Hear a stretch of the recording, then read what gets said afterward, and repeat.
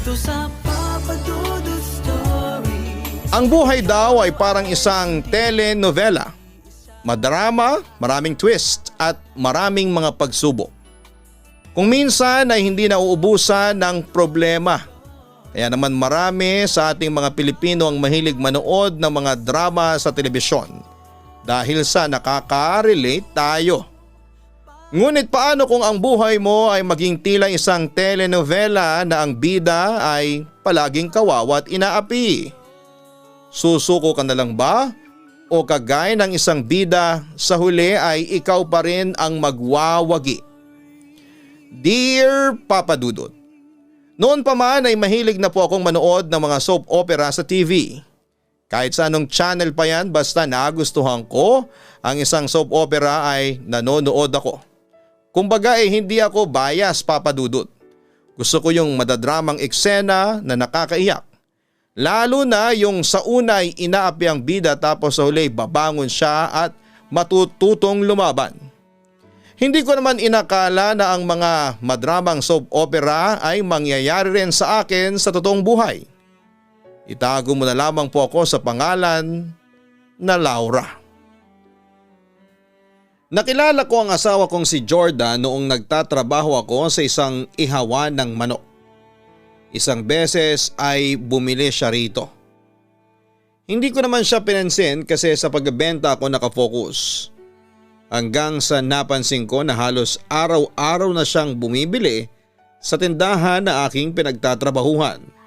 Kinakausap niya ako ng paunti-unti hanggang sa manligaw siya sa akin.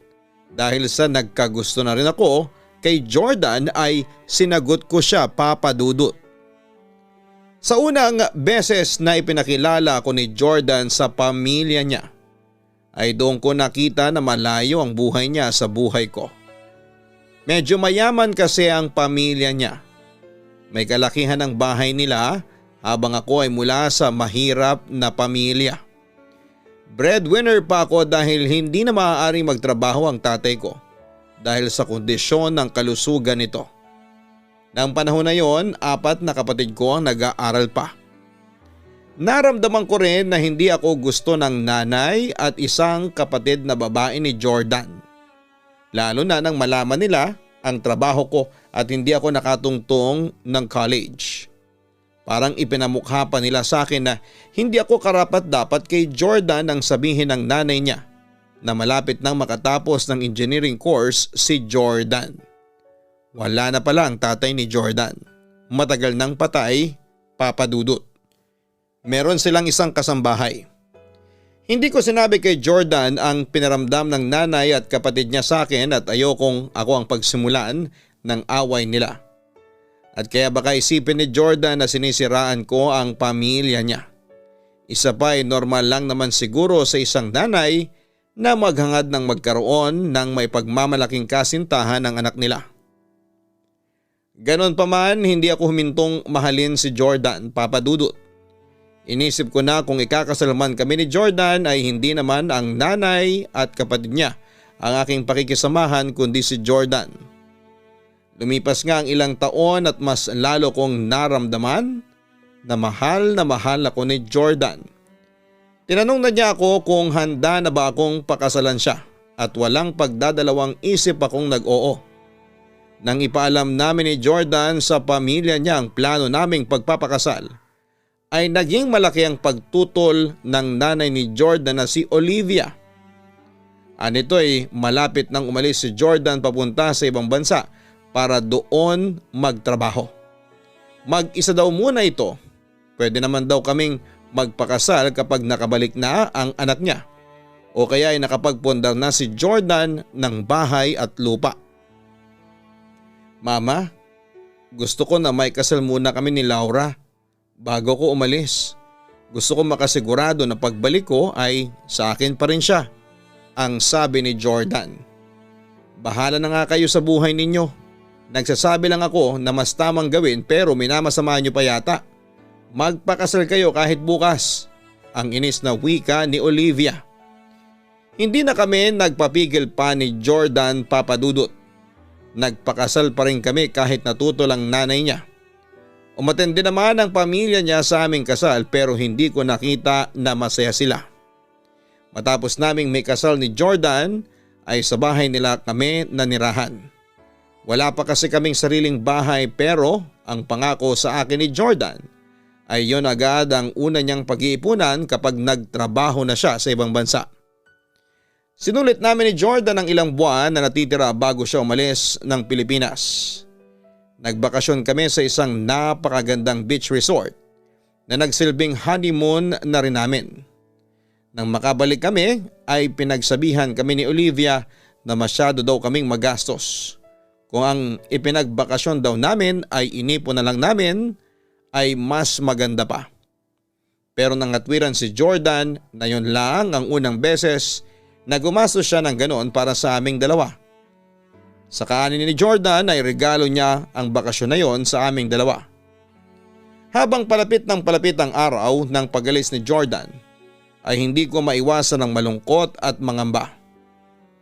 Lungkot kasi kakakasal lang namin pero magkakalayo na kaagad kami. Pangamba kasi may iwan ako sa nanay at kapatid niya na alam kong hindi ako gusto bilang asawa ni Jordan. Naisip ko kaagad yung mga napapanood ko sa soap opera na kinakawawa yung bidang babae ng biyanan niya kapag wala na ang kanyang asawa. Ayaw ko namang mangyari yon sa akin, Papa Dudut. Napansin ni Jordan ang pagiging balisa ko. Isang gabi ay nakahiga na kami sa kama at patulog na ay kinausap ako ni Jordan. Pansin ko na parang may gumugulo sa isip mo, Laura. Dahil ba sa malapit na akong umalis? Tanong niya sa akin. Oo, nalulungkot ako kasi aalis ka na sa susunod na buwan. Ngayon pa lang ay nami-miss na agad kita, turan ko. After 2 years ay makakapagbakasyon naman ako. Mabilis lang ang 2 taon.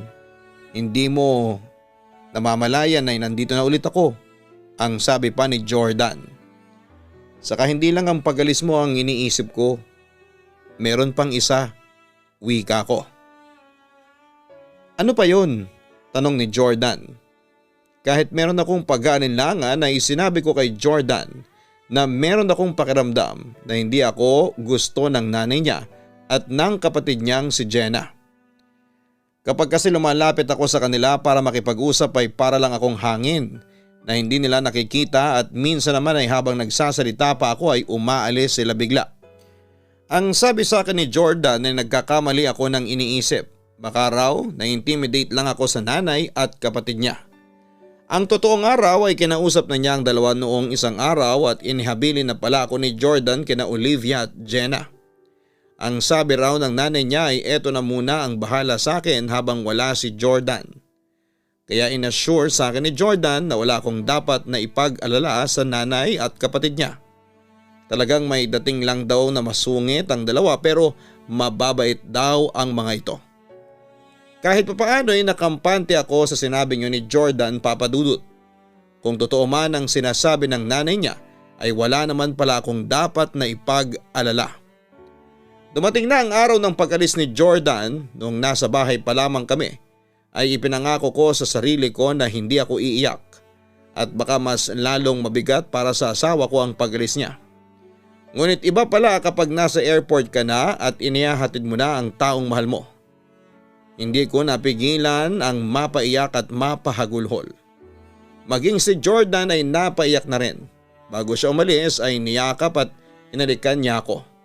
Nangako siya sa akin na babalik siya at ang pag-alis niya ay para sa aming future.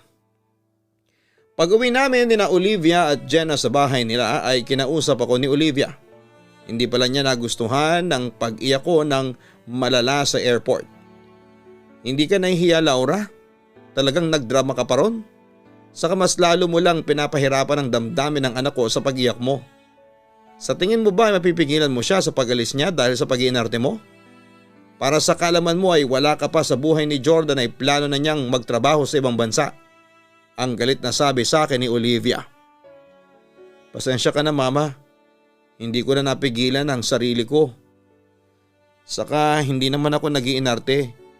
Totoo pong naiiyak talaga ako kanina kasi alam kong matagal kong hindi makikita ang asawa ko. Paliwanag ko. Ang arte mo pa rin. Kami nga ang dapat na mas maiyak kasi matagal naming nakasama si Jordan kumpara naman sa'yo. Ang sabi pa ni Olivia. True yan mama. Pinagtitinginan kaya siya ng mga tao sa airport, nakakahiya. Singit pa ni Jenna. Hindi na lamang ako nakipagtalo at sumagot pa, Papa Dudut.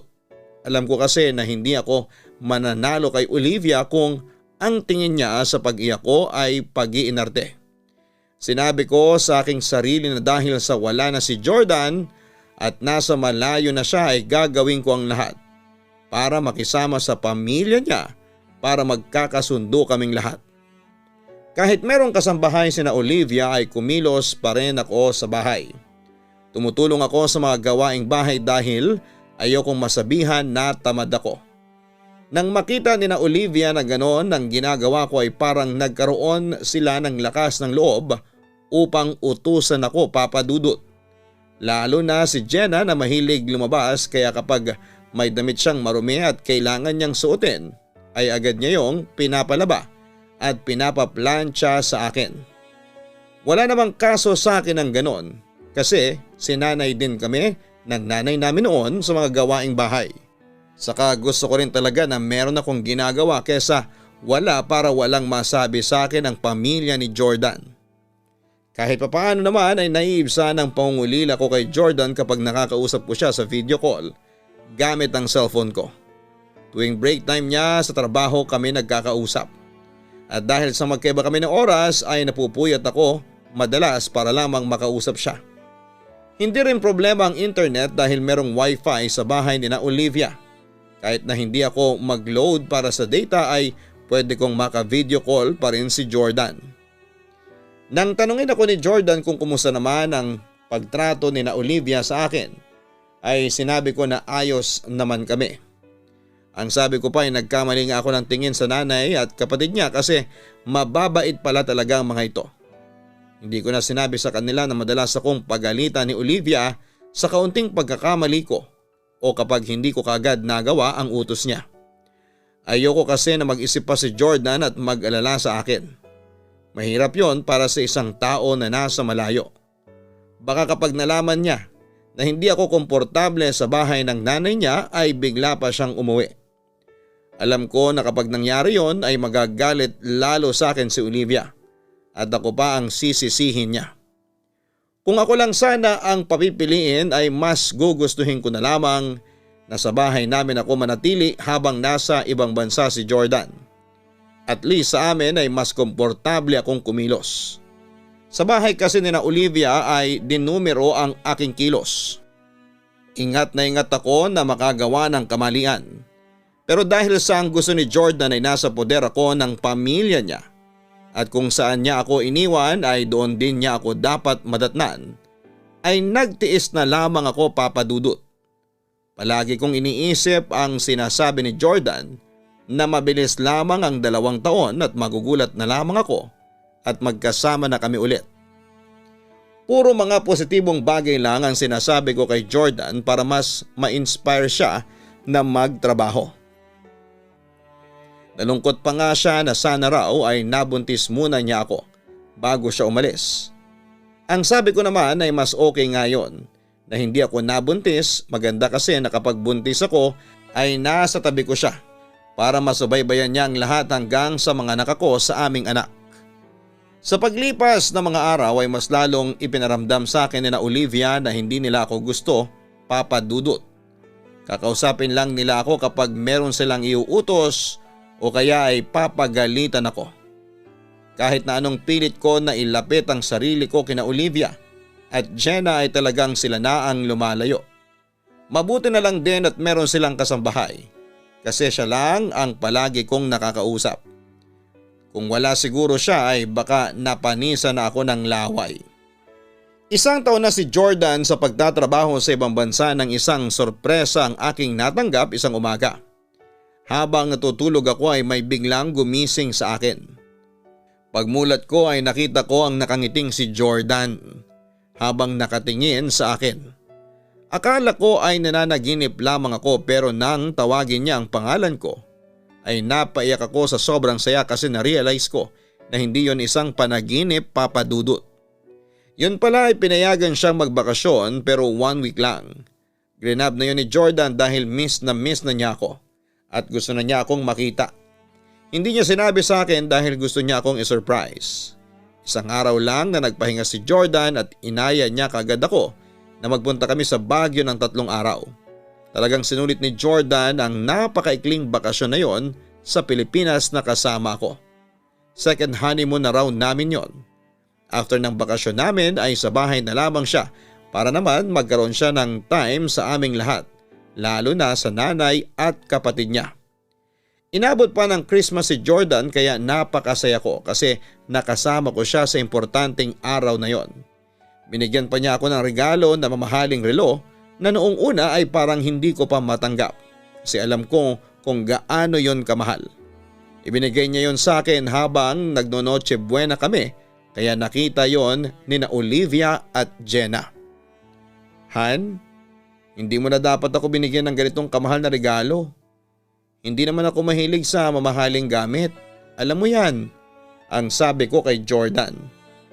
Alam ko pero bilang asawa mo, gusto kitang bigyan ng mga ganyang bagay kasi deserve mo yan, Han. Turan sa akin ni Jordan. Huwag ka na nga mag-inarte, Laura. Ikaw na nga itong binigyan ni Kuya, parang hindi ka marunong mag-appreciate, ang sabi pa ni Jenna. Napahiya ako sa sinabi niyo ni Jenna, kaya tinanggap ko na ang relo at nagpasalamat kay Jordan. Napakabilis lang ng 1 linggo, Papa Dudut, nang umalis si Jordan ay hindi na ako sumama sa paghatid sa kanya sa airport kasi alam ko na maiiyak ulit ako. Ayoko nang magalit na naman sina Olivia sa akin kapag umiyak ako sa airport. Kaya hinayaan ko na lamang na silang maghatid sa aking asawa. Nang makipag-video call sa akin si Jordan ay sinabi niya na nagtatampo siya sa akin kasi hindi ko siya inihatid. Inuna ko pa raw ang mga gawaing bahay kesa sa kanya gayong merong kaming kasambahay. Nagtaka ko kasi sinabi ko sa kanya bago siya umalis na hindi ko kayang makitang umalis siya kasi maiiyak lamang ako. Aniya sinabi ng mama niya na tambak daw ang labahan at yun daw ang dahilan kung bakit hindi ako sumama sa paghahatid sa kanya. Hindi ko alam kung saan nakuha ni Olivia ang mga sinabi niya kay Jordan pero hindi yun ang dahilan kung bakit hindi ko maihatid sa airport si Jordan, Papa Dudut. Napakababaw na dahilan naman nun. Ipinaliwanag ko naman kay Jordan na hindi yun ang dahilan at naunawaan naman niya ako. Habang nasa ibang bansa si Jordan ay pumasok na ang pandemic, Papa Dudut. Dahil sa nabawasan ng araw ng pagpasok niya ay nabawasan din ang perang ipinapadala niya sa amin. Nang panahon na yon ay nagpapadala na siya sa akin ng pera para sa aming bibilhin na lupa kung saan ay itatayo ang sarili naming bahay. Kapag nagpapadala siya ay tinatago ko yon sa isang safe box na pinabili sa akin ni Jordan bago mag-pandemic. Kinailangan na ring alisin ang kasambahay ni na Olivia upang makatipid sila. Alam ko na kaagad ang mangyayari pagkatapos nun. Mag-isa na akong gagawa ng mga gawaing bahay. Pero ayos lang yon. Naintindihan ko kung bakit kailangang tanggalin ang kasambahay. Ako rin ang pinakuha nila ng quarantine pass. Kaya ako lang ang pwedeng lumabas ng bahay para bumili ng mga bagay na kailangan sa bahay. Malayo ang palengke at grocery store kaya kailangan ko pang sumakay ng tricycle. Isang tricycle driver ang nasasaktuhan kong palagi kong nasasakyan. Si Miguel. Binata siya kaya kinontrata ko na siya lang ang susundo sa akin sa bahay at maghahatid kapag kailangan kong mamalengke at maggrocery. Hindi ko naman alam na napansin pala ni na Olivia at Jenna na isang tricycle driver lang ang palagi naghahatid sa akin sa bahay at sumusundo. Kaya kinuha ko na rin ang cellphone number niya para makontak ko siya kaagad kapag kailangan ko ang serbisyo niya. Isang araw galing ako mula sa palengke nang harangan ako ni na Olivia sa may sala. Kilala ko yung palagi naghahatid at sumusundo sa iyo ha, si Miguel yon, hindi ba? Bakit siya yata ang palaging sinasakyan mo, Laura? May pagdududang tanong ni Olivia. Kinontrata ko na po siya, Mama. Ang hirap po kasi na sumakay ngayon ng tricycle. Tapos yung iba, ang laki pang maningil. Paliwanag ko. Ganon ba? Parang hindi lang kasi magandang tignan. Pero sige lang, Kung saan ka makakatipid ay gawin mo. At saka inilipat ko na pala sa kwarto ko yung safe box ni Jordan. Ibibigay mo sa akin ang code nun ha? Ang sabi pa ni Olivia. Pero mama, ang sabi ni Jordan ay ako maghahawak ng safe box.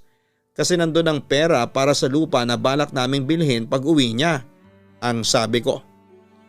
Kung makapagsalita ka naman ay parang babawasan ko ang perang yon. Wala lang akong tiwala sa iyo at baka kung saan mo gamitin ang pera ng anak ko. Wika pa ni Olivia. Upang hindi na humaba pa ang diskusyon ay ibinigay ko na lamang kay Olivia ang code ng safe box. Sabi pa niya kapag nagpadala ng pera si Jordan sa akin na para sa lupa ay idiretso ko sa kanya at siya na maglalagay sa safe box. Isang araw may naramdaman akong iba sa katawan ko. Nung una wala akong ganang kumain tapos makalipas ang ilang araw ay bigla akong tumakaw. Sunod-sunod din ang pagranas ko ng morning sickness. Napansin niyo ni Jenna at sinabi nito kay Olivia ang nangyari sa akin. Kinausap ako ni Olivia at sinabi niya na baka buntis ako. Ang akala ko ay matutuwa siya pero pagdududa pa ang natanggap ko. Paano ka mabubuntis wala rito si Jordan? Tanong ni Olivia. May nangyari po sa amin ni Jordan noong nasa Baguio kami. Ang nahihiya kong tugon. Magpa-check up ka para makasigurado. Pero huwag kang aasa na sasamahan ka namin. Wala kaming pass para makalabas. Ang sabi pa ni Olivia. Kahit alam ko na hindi safe ang magpunta sa ospital ng time na yon ay ginawa ko pa rin papadudot. At doon ay nakumpirma na 3 buwan na pala akong buntis. Sakto sa buwan na huling may nangyari sa amin ni Jordan. Napakasaya ko kasi sa wakas ay nagbunga na ang aming pagmamahalan ng aking asawa. Nang umuwi ako sa bahay ay masaya kong ibinalita kina Olivia na buntis ako.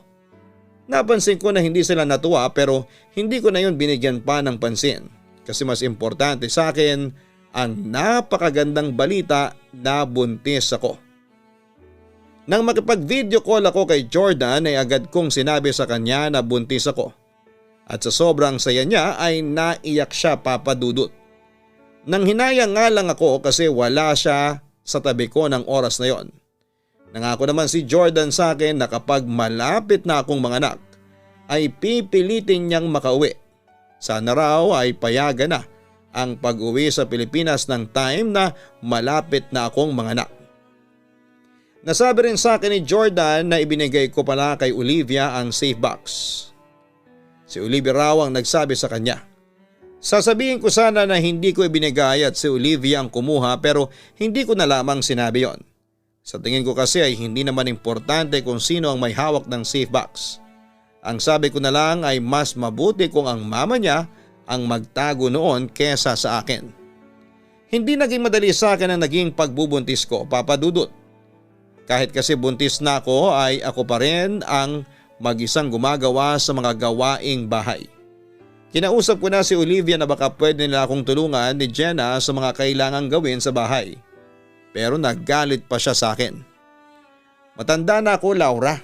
Tapos gusto mo pa akong pakilusin. Si Jenna nag-aaral. Alam mo ba na ang hirap ng pag-a-adjust ng anak ko sa school dahil online na sila ngayon? Ano bang ikakatwiran mo sa gusto mong mangyari? Kasi buntis ka? Mataas ang boses na sabi pa ni Olivia. Medyo nahihirapan na po kasi ako na kumilos kasi lumalaki na po ang tiyan ko. Paliwanag ko.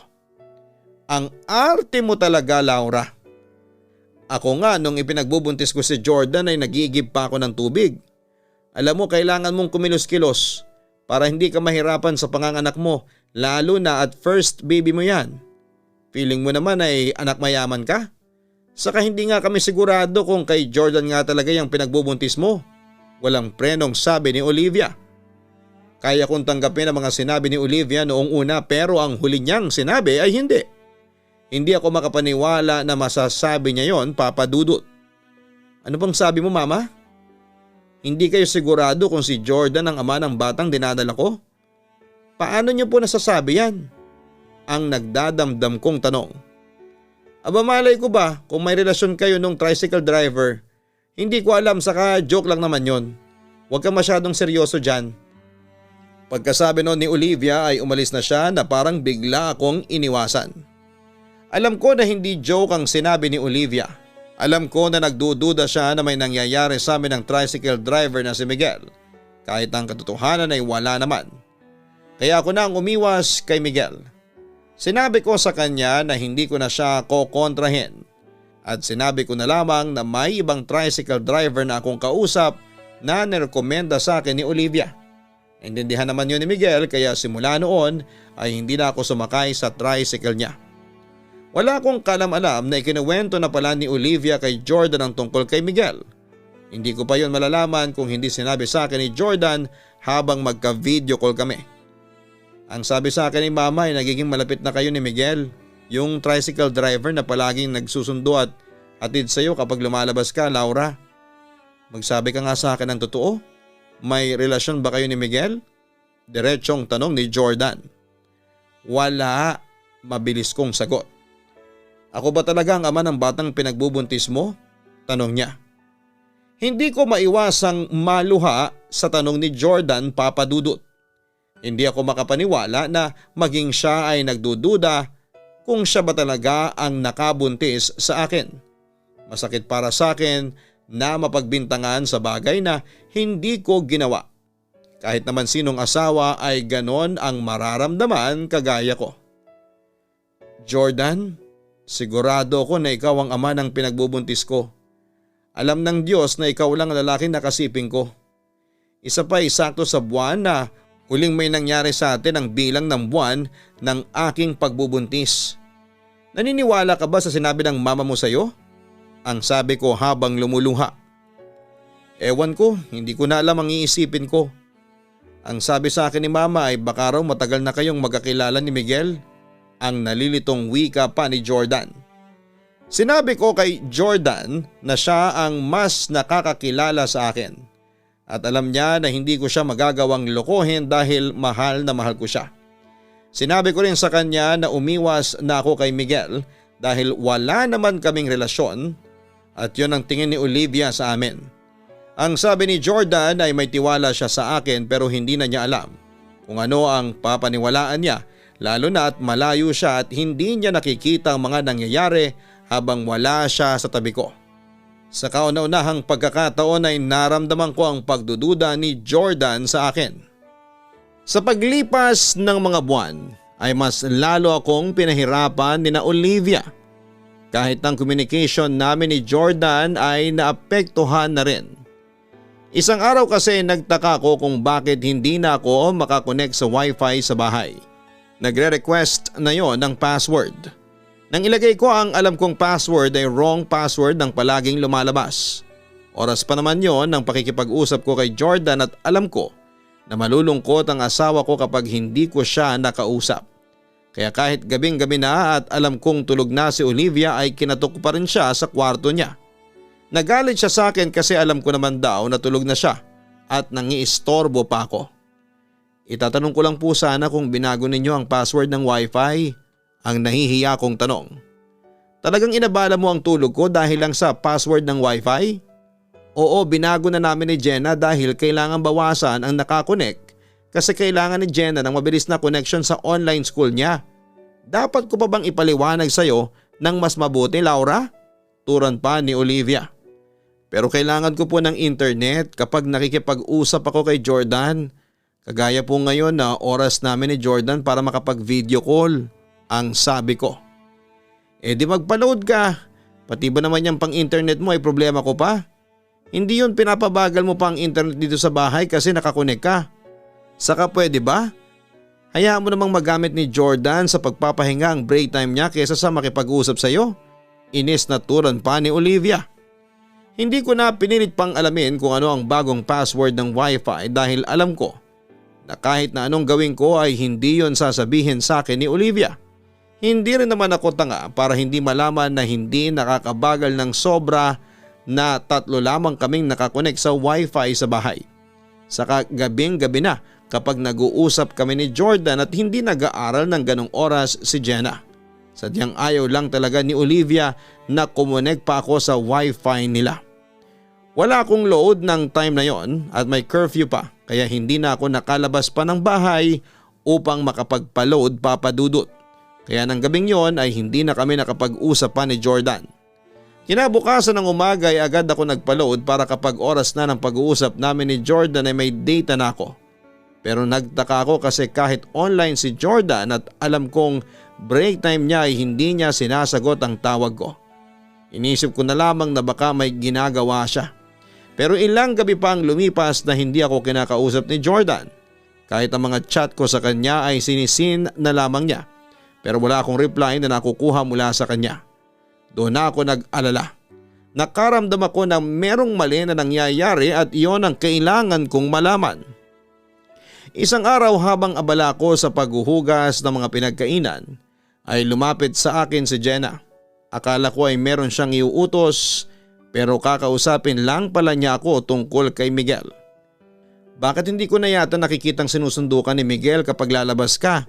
Tanong ni Jenna. Hindi na siya nakakontrata sa akin. Matipid kong sagot. Siguro nagkikita pa kayo pero palihim no? Isumbong kaya kita kay Kuya Jordan. May pananakot na wika niya. Jenna, hindi totoo yung sinasabi mo. Walang namamagitan sa amin ni Miguel at hindi ko magagawang lokohin ang kuya mo. Teka, may mga sinasabi ba kayo kay Jordan tungkol sa akin kaya hindi na niya ako kinakausap? Medyo hindi na ako nakapagpigil sa pagkakataong yon. Meron pero lahat ng sinasabi namin ni Mama kay Kuya ang mga nakikita namin. Saka alam mo ba na may nakapagsabi kay Mama na nakita kayo ni Miguel na magkasama sa palengke. Nakaakbay pang araw siya sa iyo. Ang sweet naman ng tatay ng anak mo, ang nakakalokang sabi ni Jenna. Hindi na ako binigyan pa ni Jenna ng chance na itanggi ang sinasabi niya na isang kasinungalingan kasi mabilis siyang umalis. Hindi ko alam kung gawa-gawa lang ba niya ang sinasabi niya o baka nagsisinungaling ang kung sino mang nagkwento noon kay Olivia. Hindi ko na nga nakikita si Miguel kaya paanong mangyayari na magkasama kami sa palengke. Ang nakakalungkot pa ay talagang kumbinsido sina Jenna na si Miguel ang tatay ng dinadala ko ng panahon na yon. Mas lalo akong kinabahan kasi kapag nakarating kay Jordan ang kasinungalingan na yon ay baka maniwala pa siya. Nagkaroon ako ng pagkakataon na makausap si Jordan isang gabi. Siya na tumawag sa akin at napansin ko kagad na hindi maganda ang mood niya. Seryosong mukha niya at ibang iba sa mga nakaraang video call naming dalawa na nakangiti agad ang bungad niya sa akin.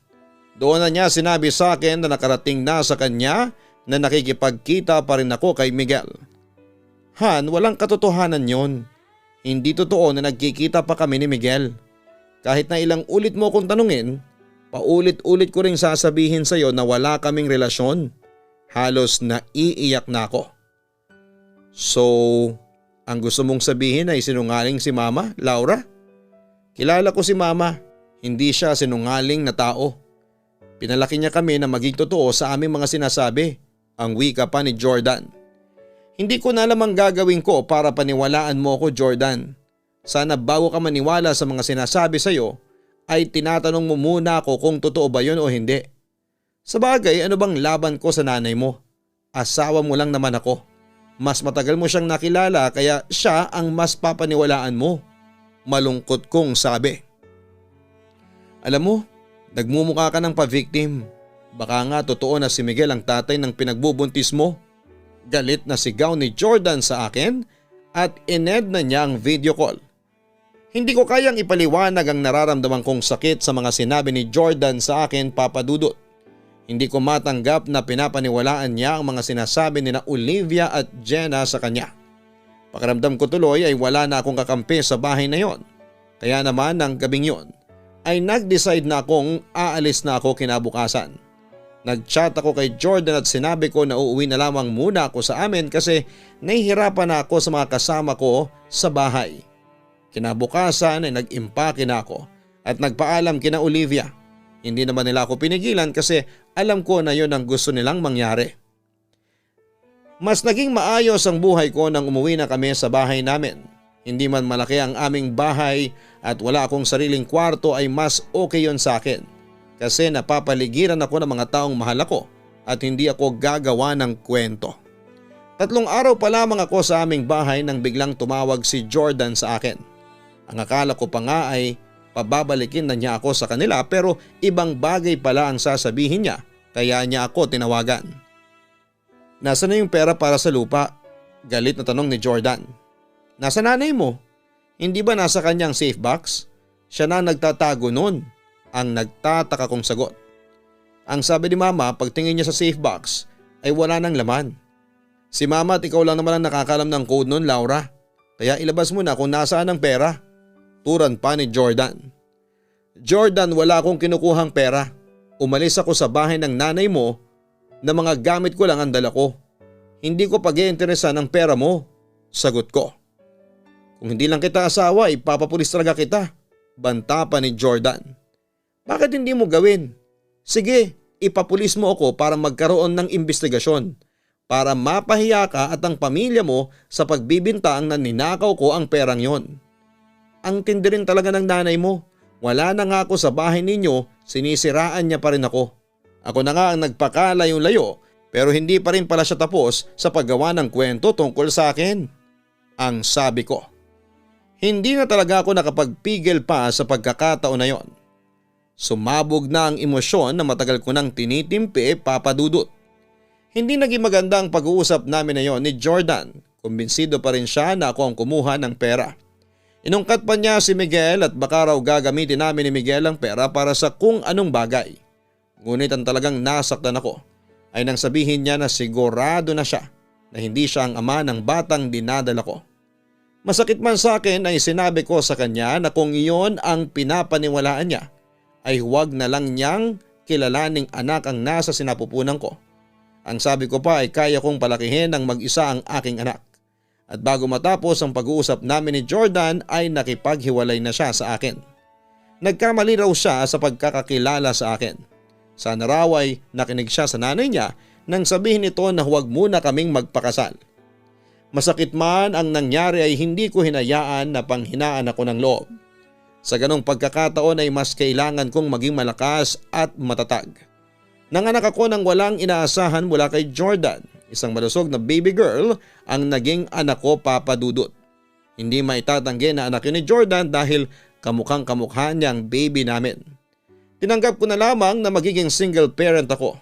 Makalipas ang 1 taon ay nakita ko sa Facebook ni Jordan na nakauwi na pala siya at matagal-tagal ang bakasyon niya. Hindi na rin ako nagulat nang malaman ko na meron na siyang bagong girlfriend. Kaya tinanggap ko na rin na hindi na kami magkakabalikan pa ni Jordan. Isang araw ay nagulat ako nang bumisita si Jordan sa bahay kasama si Olivia. Anong ginagawa mo dito? Kung manggugulo kayo at hahanapin ninyo sa akin ng perang hindi ko ninakaw ay makakaalis na kayo. Pagtataboy ko sa kanila. Gusto kong ipa-DNA test ang anak mo, Laura. Gusto kong malaman kung anak ko ba talaga siya. Ang sabi pa ni Jordan. Ang akala ko ba'y naniniwala ka sa sinabi ng nanay mo na iba ang tatay ng anak ko? Bakit bigla ka nagkaroon ng pagdududa? Nakakaloko kong tanong kay Jordan. Ipinilit ni Jordan na gusto lang niyang malaman ang katotohanan. Pumayag ako na ipa-DNA test nila ang anak ko, Papa Dudut. Naisip ko kasi na pagkakataon ko na yon para linisin ang aking pangalan na hindi ako nakipagrelasyon kay Miguel o sa kahit na sinong lalaki noong nasa ibang bansa si Jordan. Lumabas sa resulta ng DNA test na anak ni Jordan ang anak ko. Noong ko lang nakita si Jordan na umiyak ng matindi. Alam ko na para siyang sinampal nang lumabas ang katotohanan. Panayang hingi niya ng sorry sa akin. Si Olivia ay naging matigas pa rin at kahit labas sa ilong na sorry ay wala akong narinig sa kanya. Ang gusto ni Jordan ay makipagbalikan sa akin pero dahil sa mga nangyari ay nawala na ang pagmamahal ko sa kanya. Ang sabi ko na lamang ay mag-focus na lamang siya sa girlfriend niya at dahil sa napatunayan ko ng anak niya ang anak ko ay hiniling ko na magsustento siya na agad niyang sinang-ayunan. Naging mabuting provider naman si Jordan sa anak namin, Papa Dudut. Hanggang ngayon ay hindi siya pumapalya sa pagsustento sa anak namin at ipinagpapasalamat ko naman yon. Tanggap ko na rin na hindi na kami magkakabalikan ni Jordan. Sinira na kasi ng kasinungalingan at kawalan ng tiwala ang aming pagmamahalan. Ngayon ay wala akong ibang iniisip kundi ang future ng aking anak. Ayokong maranasan niya ang naranasan ko kaya pinangako ko na gagawin ko ang lahat para walang makapanakit sa kanya. Dito ko na po pala tatapusin ang aking napakadramang kwento, Papa Dudut. Alam ko na parang eksena sa isang soap opera ang nangyari sa akin pero kahit papaano ay proud pa rin ako sa aking sarili kasi hindi ako gumante. Ipinagpasa Diyos ko na lamang ang lahat. Alam ko naman na nakita niya ang lahat na nangyari at tanging siya lamang at ako ang nakakaalam na malinis ang aking konsensya. Muli maraming salamat, Papa Dudut, at nakasubscribe na po ako sa mga YouTube channels mo. Ang Kaistorya, ang Papa Dudut Family at syempre ang YouTube channel po ninyo na Papa Dudut. Lubos na gumagalang, Laura.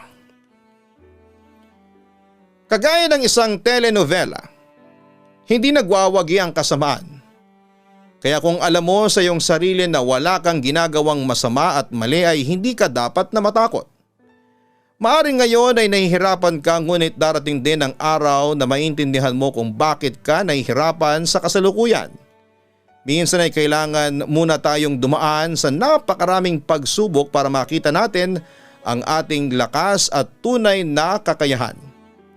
At para naman sa mga mag-asawa, maaaring mas matagal ninyong nakasama ang inyong pamilya. Ngunit hindi rin naman masama na makinig ka muna sa paliwanag ng iyong pinakasalan sa mga bagay na narinig mo sa kanya tungkol sa ibang tao.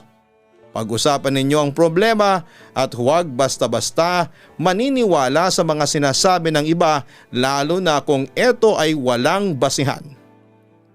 Tandaan natin na ang salita ay makapangyarihan. Ito ay nakakasugat at nagiiwan ng sakit na hindi mawawala habang buhay. At ang mga salitang nabitawan na ay hindi na kayang bawiin pa. Huwag pong kalimutan na mag-like, share, and subscribe. Maraming salamat po sa mga subscribers natin. Ang buhay ay mahiwaga, laging may lungkot at saya. Sa Papa Dudut Stories, laging may karamay ka.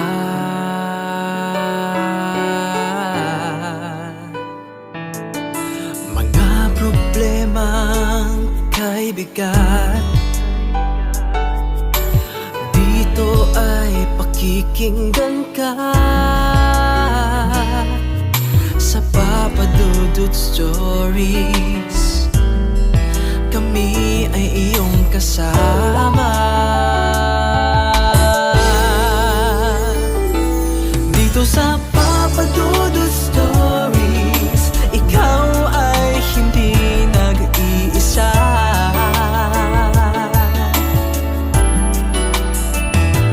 Dito sa Papa Dudut Stories, may nagmamahal sa'yo. Papa Dudut Stories, Papa Dudut Stories, Papa Dudut Stories.